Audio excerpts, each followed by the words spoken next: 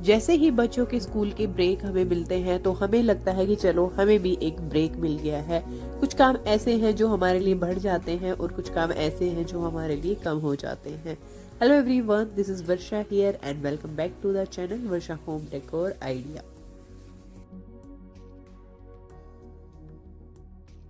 बच्चों के स्कूल की जब छुट्टियां होती है तो उनका बहुत मन होता है कि वो बाहर जाएं, क्रिसमस ट्री देखें, सांता क्लॉज वगैरह देखें। इसी के साथ हमें भी एक अच्छा मौका मिल जाता है शॉपिंग के लिए। और इस टाइम में क्या होता है कि एंड ऑफ द ईयर की सेल लगी होती है काफ़ी ज़्यादा जगह पे और आपको काफ़ी ज़्यादा अच्छे ऑफर्स मिल जाते हैं कुछ खरीदने के लिए। इसी के साथ हमने भी थोड़े से कपड़े खरीदे। सबसे पहले मैं क्या करती हूँ, जब भी नए कपड़े मैं लेके आती हूँ उनके टैग वगैरह को मैं कट कर लेती हूँ पहले, अच्छे तरीके से श्योर होने के बाद में। इसके बाद कभी भी मैं उन कपड़ों को डायरेक्टली नहीं पहनती हूँ, मैं उन्हें पहले वॉश करती हूँ। क्योंकि मॉल में किसने ट्राई किया, कैसे रखे थे, वो सब हमको नहीं पता होता। कितनी डस्ट उन पे लगी है, ये सब का हमें कोई भी आइडिया नहीं होता है। अब नए कपड़े हैं तो उनको हम डायरेक्टली, मैं सर्फ वगैरह में कभी वॉश नहीं करती हूँ। इस तरीके का जो मैटिक लिक्विड आता है उसमें इनको वॉश करती हूँ।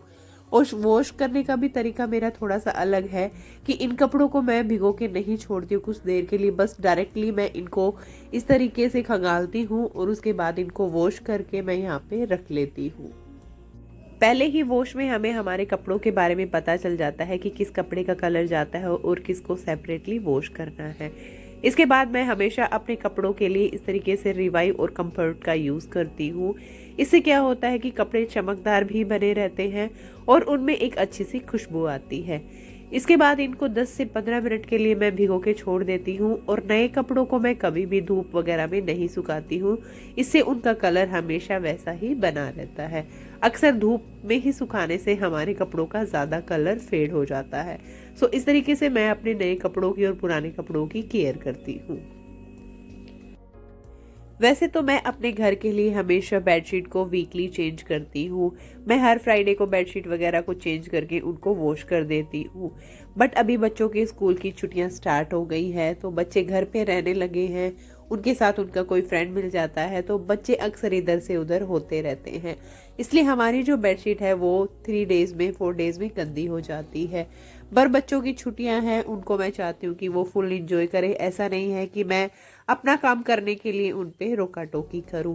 इस तरीके से मैं आजकल अपनी बेडशीट को हर 3 डेज या 4 डेज में चेंज कर देती हूँ। बस इतना ही फर्क पड़ा है कि मुझे वीकली बेडशीट को 2 बार वॉश करना पड़ता है।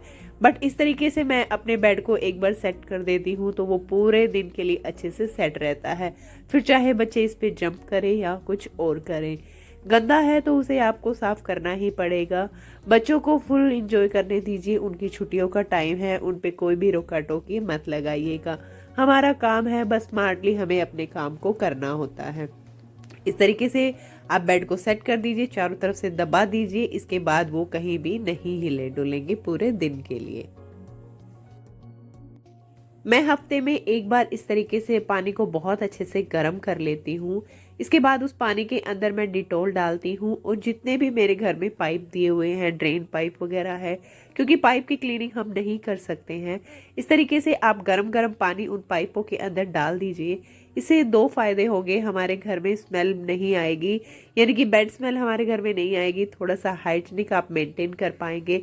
और तीसरा, इन पाइप्स के अंदर जो भी इंसेक्ट वगैरह होते हैं, जो भी बैक्टीरिया वगैरह होते हैं, वो यहाँ पे मर जाते हैं। तो इस तरीके से आप इन वाले एरिया को इस तरीके से मेंटेन कर सकते हैं।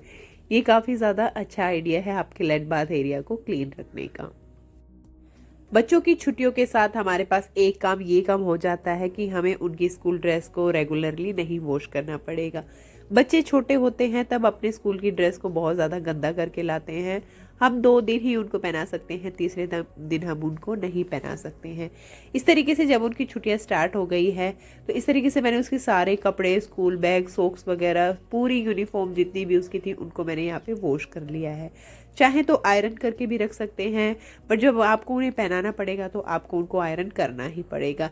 इसलिए उसकी सारी चीज़ें मैंने यहाँ पे उसकी बेल्ट, सॉक्स, कैप, दोनों पेयर ड्रेस के यहाँ पे रख दिए हैं, क्योंकि अभी वो कम से कम 15-20 डेज इनको नहीं पहनने वाले हैं। इस तरीके से आपके पास बहुत सारे पार्सल वाले बैग मिल जाएंगे। मैंने उसी का यहाँ पे यूज़ किया है और इस तरीके से इस बैग के अंदर मैंने उसकी सारी चीज़ों को डाल दिया है। फिर चाहे आपने प्लानिंग की हो कहीं पे भी बाहर जाने की और आप वापस आते हैं तो आपको सारी चीज़ें, आपको भागदौड़ नहीं करनी पड़ेगी कि आपने स्कूल बैग, यूनिफॉर्म, उसकी बुक्स वगैरह, आई कार्ड को कहाँ रखा है। इस तरीके से उसका आई कार्ड, उसकी बुक्स, उसकी जो भी चीज़ें हैं मैं यहाँ पे उसके बैग के अंदर डाल के रख दे रही हूँ। इसी तरीके से मैंने उसके शूज़ को भी यहाँ पे सील कर दिया है। इस तरीके से जब भी कोई मैं बेडशीट वगैरह को वॉश करती हूँ और कपड़ों को आयरन करना होता है तो उसी बेडशीट को इस तरीके से आयरन वाले कपड़ों के नीचे लगा लेती हूँ। अब जितने भी नए कपड़े हमने वॉश किए थे उन सभी को मैं यहाँ पे आयरन कर लूँगी। वैसे तो मेरी आदत है कि मैं अपने डेली वियर के कपड़े भी हर रोज़ आयरन करके ही रखती हूँ, बट कभी ऐसा होता है कि वो 1 से 2 दिन के कपड़े हो जाते हैं, बट मैं उन्हें बिना आयरन के यहाँ पे नहीं रखती हूँ। इस तरीके से सारे जितने भी मेरे पास नए कपड़े थे उन सभी को मैं यहाँ पे आयरन करके रख दूँगी। जब भी पहनने होते हैं तो दोबारा से एक आयरन करने में हमें बहुत कम टाइम लगता है। बच्चों की छुट्टियां हैं, उनकी भी अलग अलग डिमांड्स होती है और सर्दी का सीज़न है तो कुछ आप भी खाने में अलग ट्राई कर सकते हैं। मैंने भी ट्राई करी है ये मक्के की रोटी।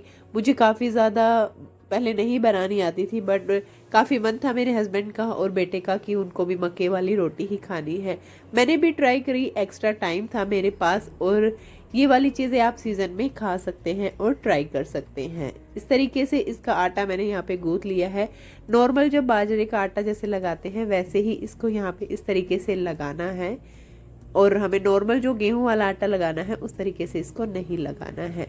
अब ये बेलने के बाद यहाँ पे थोड़ी सी टूट रही थी, इसलिए मैंने नीचे यहाँ पे एक प्लास्टिक की पॉलीथीन लगा ली है, उसके अंदर घी लगाया है और इस तरीके से इसको बेला है। मुझे हाथ वगैरह पे बेलनी नहीं आती, बहुत लोग इसको हाथ पे ही बेलते हैं और बस इस तरीके से हमने इनको सेक लिया है। मैंने भी कुछ अलग ट्राई किया था, सबको बहुत ज़्यादा अच्छा लगा। आप भी कुछ ऐसी रेसिपी अपने घर में ट्राई कर सकते हैं इस सर्दी के सीज़न के लिए। चलिए फिर मिलते हैं आपसे एक नए वीडियो में। Till then take care, bye bye, see you soon, lots of love from Varsha home decor idea.